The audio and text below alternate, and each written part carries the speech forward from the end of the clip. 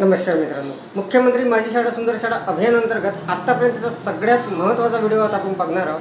तर मित्रांनो, या अगोदर आपण मुख्यमंत्री माझी शाळा सुंदर शाळा हे जे अभियान टप्पा क्रमांक 2 मध्ये या सत्रामध्ये सुरू आहे, या अंतर्गत आपण त्या पोर्टलवर आपल्याला जी माहिती भरायची आहे ती कच्ची माहिती आपण कशी तयार करायची याची संपूर्ण सविस्तर माहिती असलेला व्हिडिओ बघितलेला आहे आणि त्या पोर्टलची सुद्धा माहिती आपण बघितलेली आहे। तर मित्रांनो, बऱ्याच जणांचे कमेंट्स होते की सर, यावर्षी जे आपल्याला माहिती भरायची आहे त्या अंतर्गत आपल्याला जे फोटो तिथे अपलोड करायचे ते कशा पद्धतीने आपल्याला तयार करावे लागणार आहे किंवा कोणते फोटो तयार करावे लागणार आहे याची संपूर्ण सविस्तर माहिती या व्हिडिओमध्ये आपण जाणू। तर मित्रांनो, यावर्षी पॅटर्न जरा वेगळा आहे आणि मागच्या वर्षी जे आपण जे तिथे मुद्दे होते किंवा जे विषय होते ते विषय यावर्षी वेगळे आहे, त्यामुळे आपल्याला जे फोटो आहे ते सुद्धा वेगळे तिथे अपलोड करावे लागणार आहे। तर मित्रांनो, यावर्षी आपल्याला नेमके कोणते फोटो तिथे अपलोड करायचे आहे, कशा पद्धतीने तयार करायचे आहे, कशा पद्धतीने क्लिक करायचे आहे किंवा जो मुद्दा आपल्याला तिथे लागून असेल त्या मुद्द्याला आपण कोणते तिथे फोटो अपलोड करावा लागणार आहे, कारण तिथे फोटो अपलोड केले समोर जाणार नाही। तर याची संपूर्ण सविस्तर इत्थंभूत माहिती आपण या व्हिडिओमध्ये जाणून घेणार आहोत। तर नमस्कार, मी राज मेश्राम मराठीशाळा.com या यूट्यूब चॅनलवर पुन्हा एकदा आपलं सहर्ष स्वागत आहे। मित्रांनो, अत्यंत महत्त्वाचा व्हिडिओ होणार आहे। बऱ्याच जणांचे कमेंट्स आलेले आहेत, बऱ्याच जणांचे फोन आलेले आहेत की सर, आपण नेमके कोणते फोटो अपलोड करायचे त्याची माहिती सांगा। तर मित्रांनो, थोडा वेळ झालेला आहे, परंतु आपण संपूर्ण सविस्तर माहितीसह या व्हिडिओमध्ये आपल्याकडे आलेलो आहोत आणि संपूर्ण जे फोटो फाईल आहे मी ते तयार केलेली आहे माझ्या शाळेची आणि आपल्याला ती एक आयडिया येणार आहे नेमका आपल्या शाळेवर जे काही परिस्थिती असणार आहे, जे काही सुविधा असणार आहे त्यानुसार आपल्याला कोणते फोटो तिथे तयार करायचे आहे, कशा पद्धतीने तयार करायचे आहे। कारण मित्रांनो, त्या प्रत्येक फोटोची जी साईज आहे ती 2 MB पेक्षा कमी असणार आहे किंवा आपल्याला ठेवावी लागणार आहे, त्यानंतरच ते जे फोटो आहे तिथे अपलोड करता येणार आहे। तर मित्रांनो, अत्यंत महत्त्वाची माहिती होणार, महत्त्वाचा व्हिडिओ होणार आहे, त्यामुळे व्हिडिओला स्किप न करता जर आपण पूर्ण व्हिडिओ बघितला तर आपल्याला संपूर्ण माहिती, संपूर्ण गोष्टी या लक्षात येतील। मोबाईलवरून सर्व ती माहिती दाखवणार आहे किंवा सर्व ते फोटो वगैरे दाखवणार आहे, कोणत्या पद्धतीचे कसे फोटो मी तयार केलेले आहे आणि आपल्याला आपल्या शाळेच्या सुविधेनुसार ते कसे तयार करायचे याची संपूर्ण इत्थंभूत माहिती आपण जाणून घेऊ। तर अत्यंत महत्त्वाचा व्हिडिओ होणार आहे, त्यामुळे व्हिडिओला स्किप न करता पूर्ण बघा। चॅनलवर जर नवीन असाल तर चॅनलला सबस्क्राईब करायला विसरू नका आणि व्हिडिओ जर आवडला तर व्हिडिओला लाईक व शेअर करा। चला तर मग सुरू। तर मित्रांनो, स्क्रीनच्या बाजूला आपल्याला मोबाईलच्या स्क्रीनवर आपल्याला ते फोटो वगैरे दिसणार आहे। तर बघा, इथे आपल्याला जे फोटो तयार करायचे आहे मुख्यमंत्री माझी शाळा सुंदर शाळा अभियान अंतर्गत आपल्याला मित्रांनो 3 सेक्शनमध्ये ती माहिती भरायची आहे हे आपल्याला माहीत आहे। तर त्यामधलं जे पहिलं आहे ते असणार आहे पायाभूत सुविधा आणि हे एकूण 33 गुणांसाठी असणार आहे। तर यामध्ये मित्रांनो एकूण आपल्याला 12 फोटो जे आहे ते सिलेक्ट करावे लागणार आहे किंवा तयार करावे लागणार आहे आणि तिथे अपलोड करावे लागणार आहे। तर ते 12 फोटो कोणते असणार आहे ते आपण बघू। तर मित्रांनो, मागच्या वर्षी जो पॅटर्न होता त्यामध्ये वेगळे फोटो होते किंवा वेगळे मुद्दे होते, त्यामुळे त्याचे फोटोसुद्धा वेगळे आलेले होते। परंतु यावर्षी त्याचे मुद्दे वेगळे आहेत, त्याचे विषय वेगळे आहेत, त्यामुळे आपल्याला फोटोसुद्धा वेगळे लागणार आहे। तर बघा, मुख्यमंत्री माझी शाळा सुंदर शाळा हे जे अभियान आहे टप्पा क्रमांक 2 मध्ये सन 2024-25 करिता यामध्ये एकूण 3 सेक्शनमध्ये आपल्याला माहिती भरायची आहे। पहिले जे सेक्शन आहे ते पायाभूत सुविधा 33 गुणांसाठी असणार आहे आणि यासाठी एकूण 12 फोटो लागणार आहे। तर असे मित्रांनो आपल्याला एकूण 38 फोटो लागणार आहे।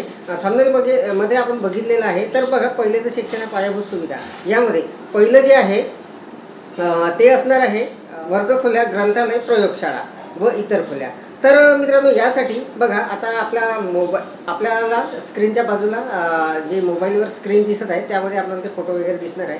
ही माझ्या मोबाईलची स्क्रीन आहे आणि यामध्ये बघा मी एक फाईल तयार केलेली आहे आणि त्यामध्ये मी ते फोटो तयार केलेले आहे। तर इथे हे जे आहे MMSSS 2024-25 म्हणजे मुख्यमंत्री माझी शाळा सुंदर शाळा अभियानाची एक मी फाईल तयार केली आहे आणि यामध्ये सर्व जे फोटो आहे ते तयार करून ठेवलेले आहे। तर बघा, आता पायाभूत सुविधा जो पहिला सेक्शन आहे यामध्ये वर्गखोल्या, ग्रंथालय, प्रयोगशाळा यासाठी जो फोटो आहे तो मी कशा पद्धतीने तयार केलेला आहे तो मी आपल्याला दाखवणार आहे। तर बघा, हा जो फोटो आहे वर्गखोली व वाचन कक्ष आहे आमच्याकडे।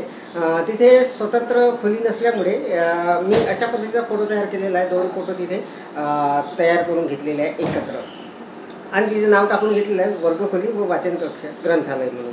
तर हा पहिला फोटो आपल्याला तिथे टाकावा लागणार आहे। त्यानंतर दुसरं जे आहे ते मुख्याध्यापक कार्यालय, कर्मचारी कक्ष अशा पद्धतीचं असणार आहे। तर ते बघा, तो जो तर बघा यामध्ये आपल्याला मी जो फोटो तयार केलेला आहे तो अशा पद्धतीने तयार केलेला आहे, कारण आमच्याकडे जे बिल्डिंग आहे त्यामध्ये 2 वर्गखोल्या आहे आणि एक जे खोली आहे ते स्वतंत्र मुख्याध्यापकाची नसणार आहे, ती एक स्टोरेज रूमसारखी आहे. त्यामुळे मी मुख्याध्यापक कार्यालय कर्मचारी कक्ष उपलब्ध नाही असं लिहून घेतलेलं आहे, त्या खोलीचा फोटो टाकून घेतलेला आहे. त्यानंतर तिसरं जे आहे ते आरोग्य सेवा आणि व्यवस्थापन म्हणून आहे. तर आरोग्य सेवामध्ये मी एक आरोग्य तपासणीचा एक फोटो तिथे टाकलेला आहे अशा पद्धतीचा. तो फोटो आपल्याला तिथे अपलोड करता येणार आहे. मित्रांनो, हे संपूर्ण जे फोटो आहे हे माझ्या शाळेवर जे काही सुविधा आहे त्यानुसार मी हे अपलोड करत आहे. आपल्याला फक्त यावरून एक आयडिया येणार आहे आपल्याला कशा पद्धतीचे फोटो तिथे तयार करावे लागणार आहे किंवा अपलोड करावे लागणार आहे. त्यानंतर बघा शालेय फर्निचर हा जो मुद्दा आहे नंतरचा, त्यामध्ये मी माझ्या वर्गामध्ये जे काही डेस्क बेंच लावलेले आहे त्याचा एक फोटो घेतलेला आहे आणि त्यामध्ये शालेय फर्निचर असं टाकून घेतलेलं आहे. हे फोटो कसे तयार करायचे हे जर आपल्याला माहिती करायचं असेल तर मला कॉमेंट्स करा, त्यावर एक छोटासा व्हिडिओ आपण तयार करून घेऊ. अत्यंत सोप्या पद्धतीने ते करता येणार आहे, कुठल्याही सॉफ्टवेअरची किंवा कुठल्या ॲपची आपल्याला गरज पडणार नाही. तर बघा त्यानंतर आहे सुरक्षा तरतुदी व आपत्ती व्यवस्थापन म्हणून आहे. तर यासाठी सुद्धा एक फोटो मी तयार करून घेतलेला आहे. वगैरे असेल तर बघा सुरक्षा तरतुदी व आपत्ती व्यवस्थापन, शाळेचं गेट वगैरे दिसत आहे, वॉल कंपाऊंड दिसत आहे. हा जुना फोटो मी तिथे घेतलेला आहे, कारण नवीन याच्यामध्ये ते वॉल कंपाऊंड वगैरे आलेलं नव्हतं त्यामुळे. परंतु हा फोटो आपल्याला तिथे अपलोड करता येणार आहे सुरक्षा तरतुदी व आपत्ती व्यवस्थापन या मुद्द्यामध्ये. त्यानंतर पर्यावरणपूरक वृक्षारोपण म्हणून आहे. तर यासाठी वृक्षारोपणाचा एक फोटो मी इथे टाकून घेतलेला आहे, पर्यावरणविषयक जनजागृती यामध्ये. त्यानंतर क्रीडांगण मैदान म्हणून आहे.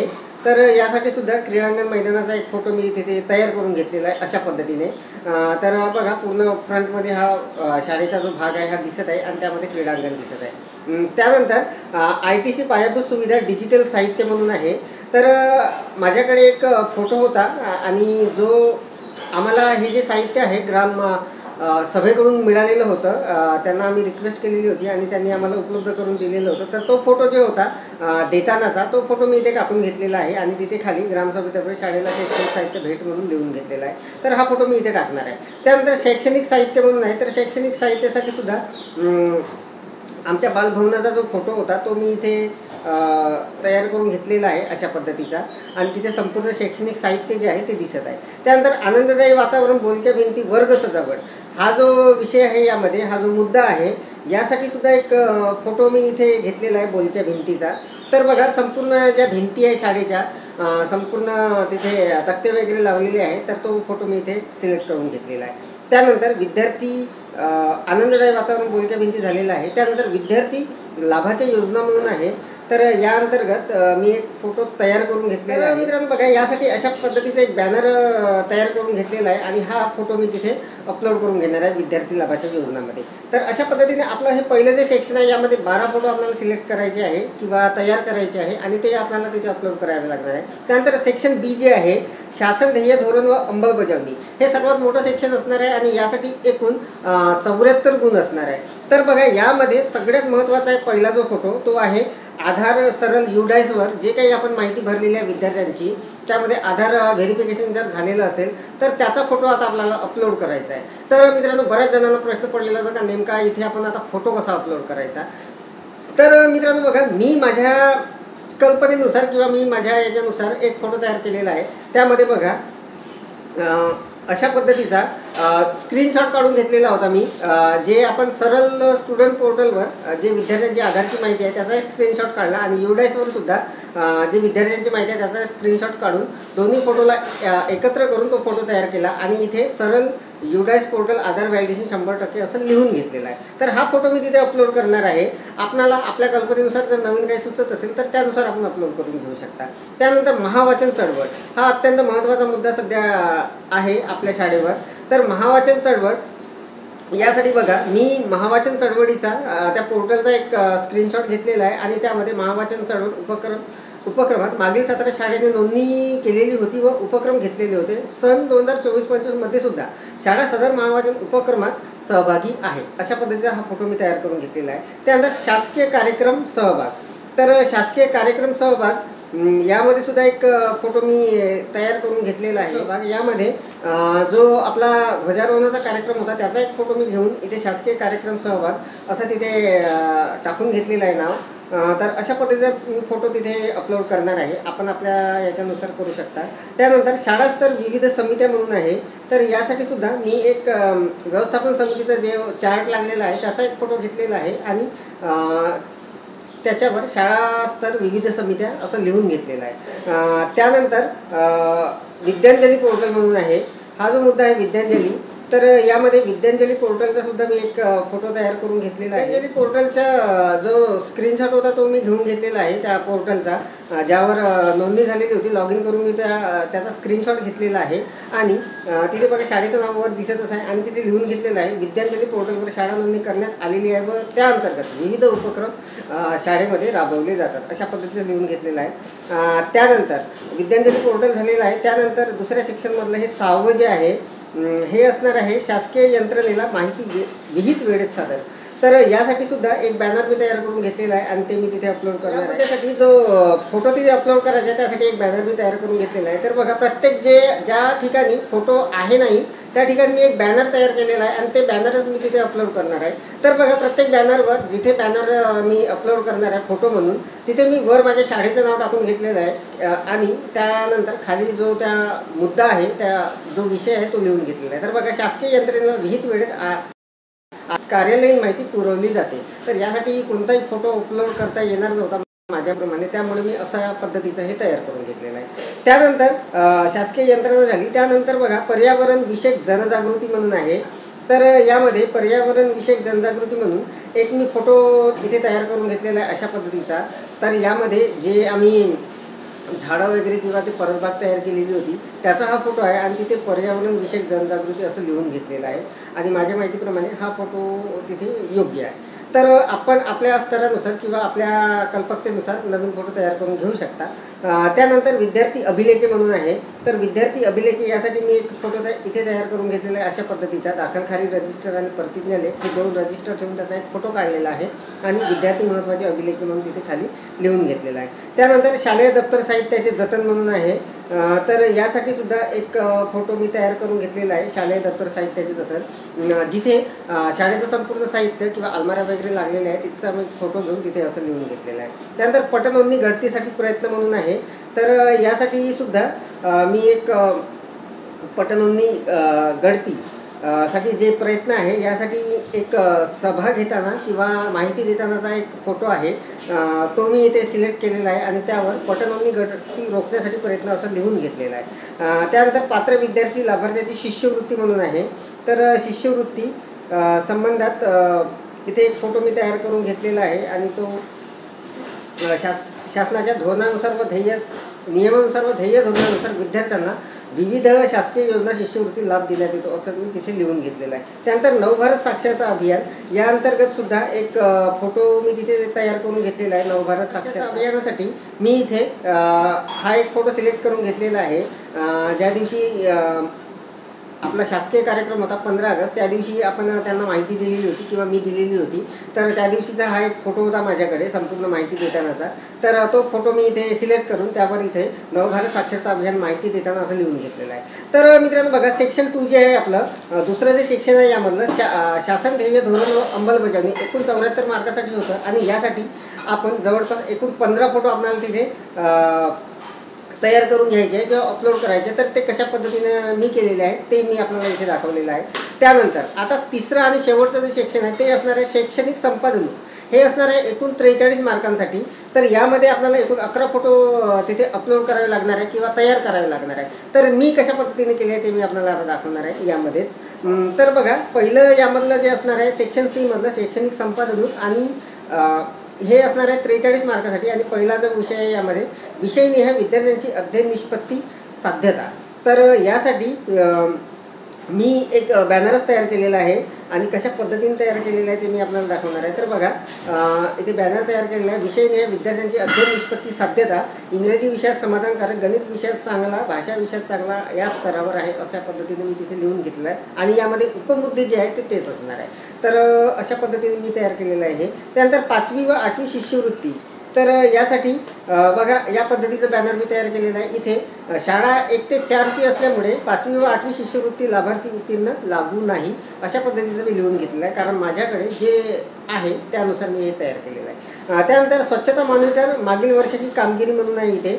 तर यासाठी सुद्धा मी बॅनरच तयार केलेला आहे आणि स्वच्छता मॉनिटर उपक्रम मागील सत्रात अंमलबजावणी सहभाग घेतला होता. या सत्रात सुद्धा प्रभावी सहभाग नोंदवण्यात आलेला आहे अशा पद्धतीचं मी तिथे टाकून घेतलेलं आहे. त्यानंतर विविध स्तरावरील स्पर्धा परीक्षा सहभाग म्हणून आहे. तर बघा विविध स्तरावर स्पर्धा परीक्षेत सहभाग नोंदवण्यात येत नाही, कारण शाळा 1 ते 4ची आहे असं मी तिथे टाकून घेतलेलं आहे. त्यानंतर विविध स्पर्धा आयोजन म्हणून आहे इथे. तर विविध स्पर्धा आयोजन यासाठी बघा मी एक फोटो तयार केलेला आहे. मी जेव्हा क्रीडा संमेलन घेतलेलं होतं त्यावेळेचा हा फोटो आहे आणि तिथे क्रीडा स्पर्धा आयोजन असं मी तिथे टाकून घेतलेलं आहे. शालेय विद्यार्थी उपस्थिती प्रमाण म्हणून आहे. तर इथे विद्यार्थ्यांची उपस्थितीचा एक संपूर्ण फोटो आहे माझ्याकडे. तो मी फोटो इथे टाकून 100% विद्यार्थी उपस्थिती असं तिथे लिहून घेतलेला आहे. तर हा फोटो मी तिथे सिलेक्ट करणार आहे. त्यानंतर जो आहे नंतरचा मुद्दा जो आहे तो शालेय ऐतिहासिक वास्तू जतन वैज्ञानिक दृष्टिकोन म्हणून आहे. तर मित्रांनो यासाठी सुद्धा मी एक फोटो तयार करून घेतलेला आहे. मी जेव्हा माझ्या शाळेत सहल नेलेली होती तर ते ऐतिहासिक वास्तू गडकिल्ले वगैरे होते तिथे. तर तिथे आम्ही भेट दिलेली होती. तर तो फोटो मी इथे तयार केलेला आहे 2 फोटो एकत्र करून.